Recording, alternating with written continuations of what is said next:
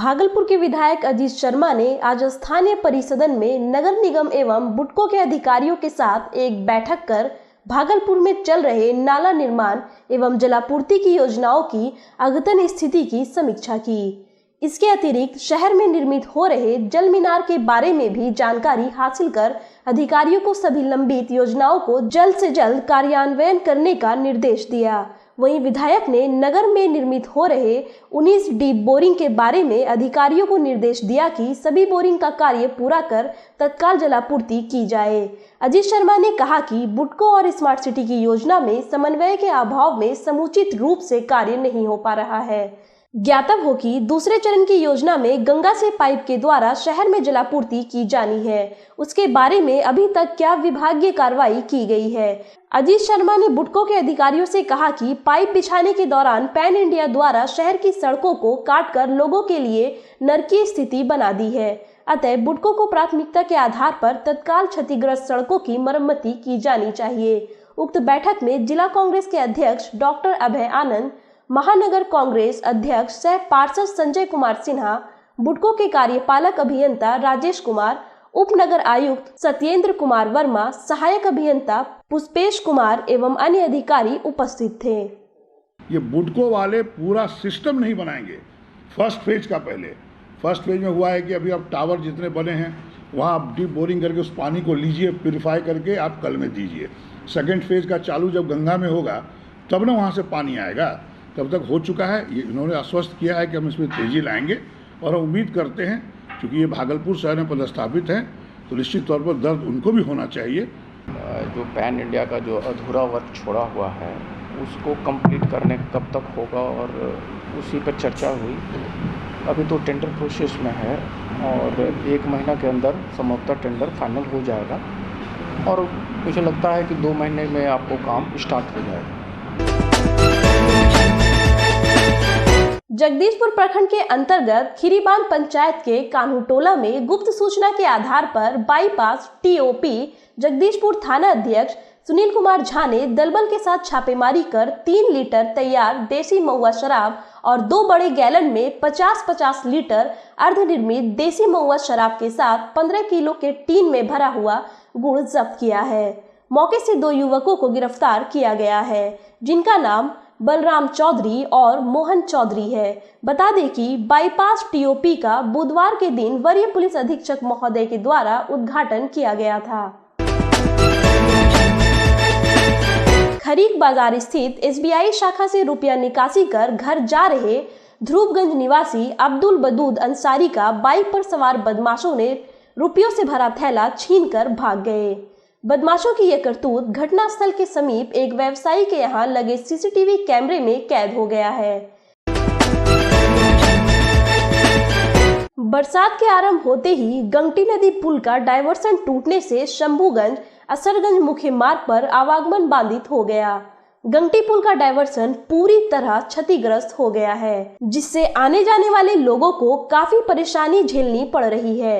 नदी का डायवर्सन टूटने के बाद देखते ही देखते धार तेज बहने लगी और आने जाने वाले लोगों को परेशानी झेलना पड़ गया।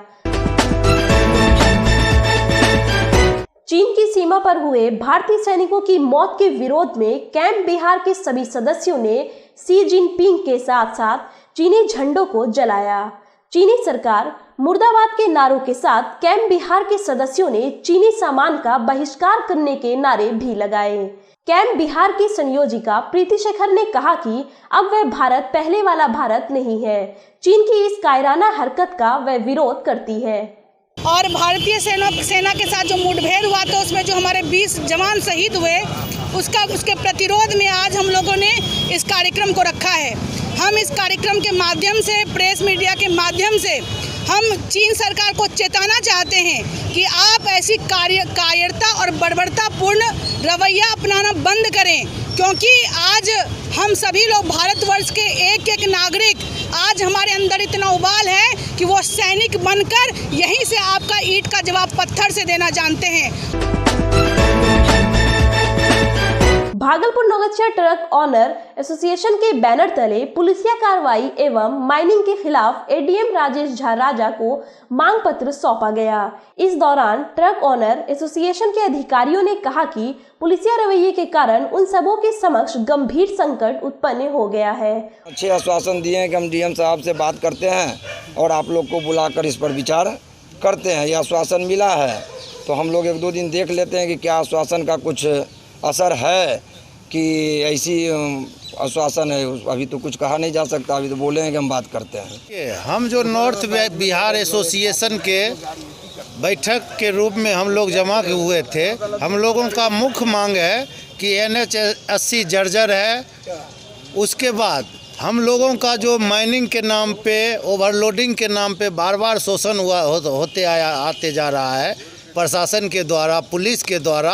उसके खिलाफ हम जिला प्रशासन को मेमोरेंडम देने आए हैं और हम जिला प्रशासन को ये कहने भी आए हैं कि हमसे राय लिया जाए, हमसे मशवरा किया जाए, अन्यथा हम मर रहे हैं, हम आर्थिक तंगी से जूझ रहे हैं। इस परिस्थिति में जब हमारी आप मदद नहीं कर पाएंगे तो हम आने वाले दिनों में बाध्य होकर कोई बहुत बड़े आंदोलन की रूपरेखा तैयार कर उसकी लड़ाई को हम लड़ेंगे। वहीं एडीएम राजेश झा राजा ने ट्रक ओनर एसोसिएशन के पदाधिकारियों की मांगों को सहानुभूति पूर्वक सुनकर उचित कार्रवाई करने का भरोसा दिलाया। इस दौरान दीप नारायण सिंह दीपक, राजा यादव, लाल सिंह, बबलू मंडल सहित कई ट्रक ओनर मौजूद थे। तो इन्हीं लोगों को जो समस्या उत्पन्न हो रही है, खास करके जाम को लेके और जो सड़क की वर्तमान स्थिति है उसको लेके जो जाम होती है, तो उसके निराकरण के लिए इन्होंने अपना एक मांग पत्र रखा है।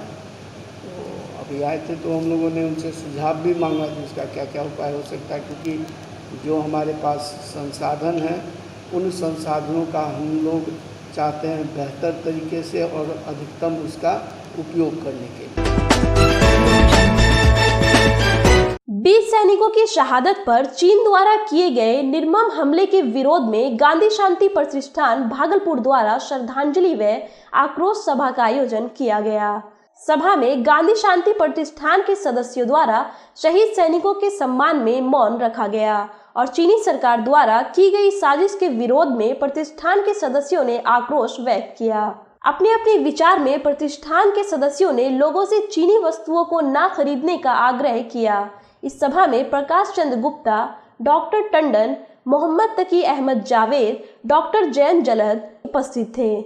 कायराना हमला किया है, पीठ में छुरा भोंका है और जिससे भारतीय 20 सैनिक शहीद हो गए हैं। इसके विरोध में हम आज बर्बर हमले के विरोध में आक्रोश सभा सह श्रद्धांजलि सभा का आयोजन गांधी शांति प्रतिष्ठान के बैनर तले कर रहे हैं। यह विपदा की घड़ी है, राष्ट्रीय आपदा की घड़ी है और चीन बराबर संयुक्त राष्ट्र संघ के जो मानदंड है, जो नियम है, उसका विरोध में काम करता रहा है, वो उल्लंघन करता रहा है। इसलिए हम उसके खिलाफ चीनी वस्तुओं के बहिष्कार का आह्वान करते हैं और भारतीय सरकार से आग्रह करते हैं कि इस बर्बर हमले का पुरजोर जवाब दें। पीछे हटने की आवश्यकता नहीं है, चीन से डरने की आवश्यकता नहीं। पूरा देश उनके झंडे के नीचे है, भारतीय एकता के झंडे के नीचे है। हम चीन के बर्बर दावों का, उनके हमले का विरोध करते हैं और जो हमारे सैनिक हैं उनके प्रति श्रद्धा सुमन अर्पित करते हैं।